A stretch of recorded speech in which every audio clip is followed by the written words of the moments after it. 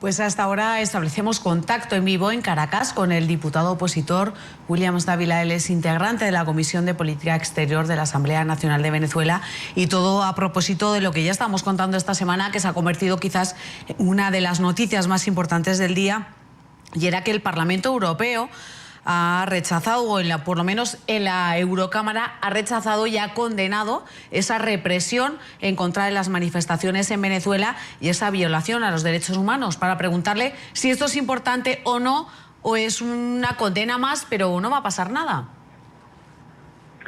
Bueno, muy buenas noches, Eva, y a todos los teleaudiencia basta pues que tienen en América Latina y América del Norte. No, esto no es una condena más. Yo pienso pues que hay una concienciación internacional aún más profunda, ha sido sistemática. Esto es un reclamo político que le hace el Parlamento Europeo para que el Consejo de Europa, o el Consejo Europeo, que está integrado por 27 países, tomen medidas contundentes, ¿no? En relación pues con la exigencia a la liberación de los presos políticos, al desarme de grupos que todos sabemos que son grupos armados, y por supuesto esa exigencia a parar o el cese pues a la persecución política. Yo pienso que todo eso se va sumando a todas estas resoluciones que hemos visto de otros congresos de países amigos o de organizaciones multinacionales parlamentarias como la Unión Interamericana, la Unión Parlamentaria Interamericana, que también se pronunció en contra de la persecución política, de manera tal de que es un gobierno que cada día va perdiendo mucho más apoyo. Eso tiene repercusiones en el valor de la deuda, eso tiene repercusiones en la confianza política que los inversionistas puedan tener en Venezuela, eso tiene repercusiones desde el punto de vista pues de la madurez y de la certidumbre pues del discurso que Maduro ha querido vender a la comunidad internacional. Y yo creo que esta lucha que se ha venido dando de manera sistemática en todo este tiempo, que ha tenido este impulso de los jóvenes estudiantes. Hoy día tenemos nosotros esos jóvenes que se encuentran en la Plaza Altamira, porque es que más de 1.800 manifestantes todavía están a la espera de juicio. Eso es una violación flagrante de los derechos humanos. Igualmente, más de 69 estudiantes están presos. No ha habido una respuesta en relación a los 43 personas que murieron asesinadas hace casi 9 meses, de manera tal de que los estudiantes han sido el débil jurídico, como decimos los abogados, han sido la víctima, la parte más agredida después de todo este proceso, y es necesario pues que la comunidad internacional siga en esta lucha. No es que la comunidad internacional pero señor Dávila, resuelva el problema, en eso no estamos claros. Perdón que le cuestione en este momento y que le corte un poco lo que está contando, pero es que se lo digo precisamente por eso. Porque parecería muy bonito que la comunidad internacional condene ese tipo de cosas de boca para afuera, pero de boca para adentro no tome medidas. Porque es muy fácil decir, condeno lo que está pasando en Venezuela, pero no tomamos ninguna medida y eso no beneficia al venezolano, ¿o lo beneficia? Bueno, mira, ha habido, vamos a decir, está la decisión esta del Congreso de la Unión de los Estados Unidos, que no es poca cosa, ¿no? La decisión de congelarle activos a los violadores de derechos humanos.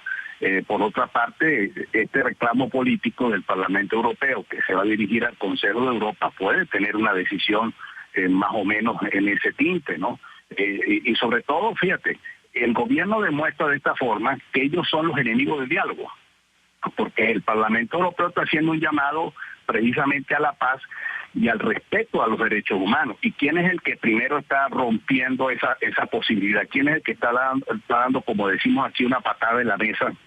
Así es el mismo gobierno que no quiere el diálogo. Y en ese esfuerzo ha estado involucrado precisamente el Papa Francisco. Entonces estamos hablando de grandes cosas, es decir, hay actores internacionales que se están involucrando en la situación venezolana, y el gobierno Maduro cree que está viviendo la época de la Guerra Fría. Es de los poquísimos que todavía creen que estamos viviendo la Guerra Fría. Yo creo que Maduro no se ha paseado por la realidad de que el muro de Berlín cayó hace más de 30 años, más de 20 años. Sigue todavía anclado en ese viejo rezago de una izquierda ortodoxa que solamente ve a sus propios tótems y no se da cuenta de que hay un presente, de que hay un futuro, ¿no? Una izquierda totalmente rezagada. de manera tal de que hay una concepción muy equivocada. Y yo creo que ahora el Parlamento Europeo, pues obviamente con esta decisión va a profundizar. Y algo muy importante, que aquí estuvieron participando varios grupos, desde grupos socialistas, grupos liberales, grupos conservadores, grupos populares, grupos reformistas.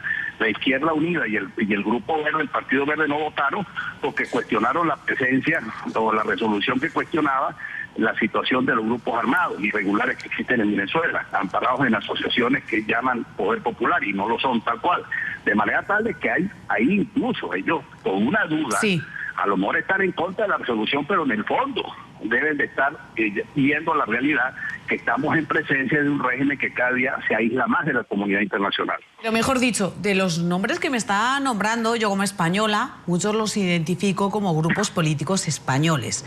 Pero dejando un poquito aparte lo que sea España-Venezuela, pongamos la comunidad europea, que es lo que estábamos hablando con el Parlamento Europeo y con Venezuela.